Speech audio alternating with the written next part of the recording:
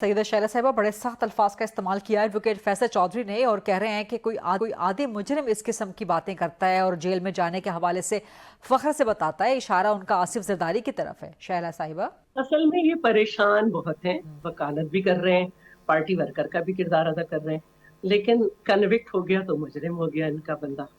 और जरदारी साहब जिनके मुकाबले में कोर्ट भी खड़ी थी, हुकूमतें भी खड़ी थी, जो भी थी और जिसकी भी थी, और वो उन्हें आज तक मुजरिम साबित नहीं कर सके। इररेलेवेंट हो रहा है वो शख्स जो अपनी जात के खोल में बंद है और जो अपनी पार्टी को भी तबाह कर रहा है। उसकी पार्टी रियासत मदीना बनाने निकली थी, पौदीने की तरह बिखर गई, और उसकी पार्टी कोई रेलेवेंट रोल नहीं अदा कर पा रही, सिर्फ एक शख्स की वजह से कि पूरी पार्टी एक शख्स की रिहाई के पीछे घूम रही है, जबकि उन्हें पता है कि वो मुजरिम है और आगे भी उसके केसेस पड़े हुए हैं। तो इनकी बातों का एक तो जवाब ही है।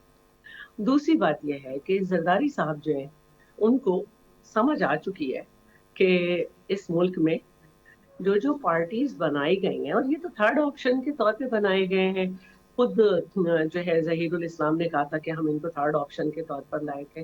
तो इनका तो सबको पता है कि जब तहरीक अदम इत्मीनान पेश मतलब सबमिट हो गई, तो हामिद मीर साहब ने कहा कि बाजवा साहब ने कहा कि वापस ले लें, तो बिलावल भुट्टो ने आस्तीन ने चढ़ा ली, और ये लोग तो ये तो उस वक्त भी खुशामद में लगे हुए थे। आज भी वो कहते हैं कि हम पॉलिटिकल पार्टी से बात नहीं करेंगे।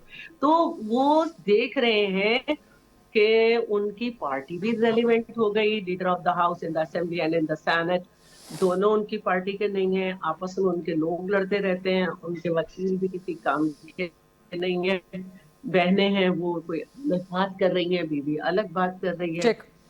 बच्चे तीसरी बात कर रहे हैं। और अब जब समझ में नहीं आया तो उन्होंने किरदारों पे हमले करने शुरू कर दिए मोहतरमा शहीद के।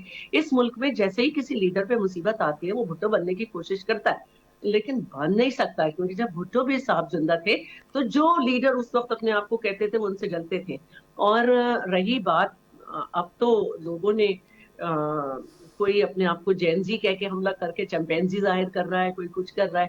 तो इररेलेवेंट तो पार्टी भी हो चुकी, नजरिया पहले ही कोई नहीं था, लीडर ऑफ द ऑपोजिशन नहीं है, पार्टी में कोई किसी को वो नहीं करना चाहता, और वो खुद इतने रेलिवेंट हो गए कि अब आगे जो केस है, जो कि सबको पता है कि कौन सा अब केस उनका इंतजार कर रहा है, जो कि सबके सामने है, तो उसमें भी आप देखेंगे कि सारे बातें करने वाले वकील जो कि अदालत में लड़ने के बजाय चैनल्स पे लड़ रहे हैं, वो अदालत में फिर जीरो साबित होंगे।